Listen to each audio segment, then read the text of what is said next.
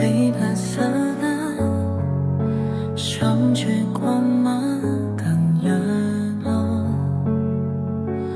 cố ra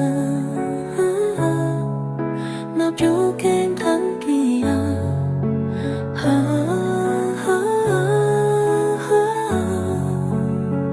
lòng yên ra xa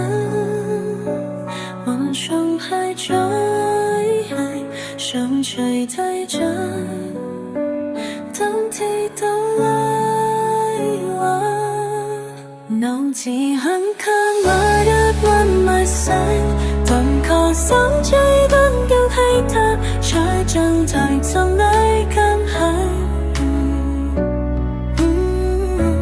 ông có những hai giống ngọn đăng mong trong hai sống dài tâm ta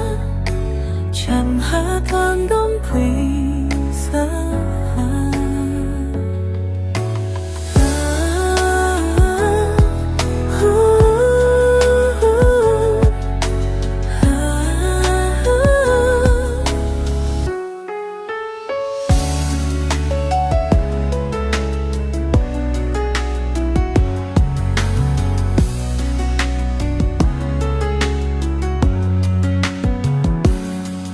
dù khi thấy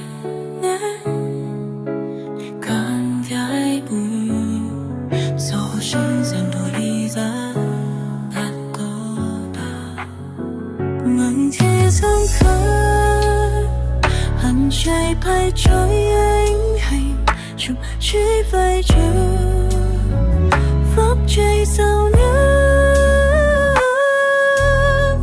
vì vẫn có hai như không mệt sống vàng cầu sống dưới bánh ta hay không cho chung dần dần nói cảm thấy từng khối ít hơn chiếc ta vẫn nồng khối ít cho ba đại gia trời hiểu không ngóng hình nhớ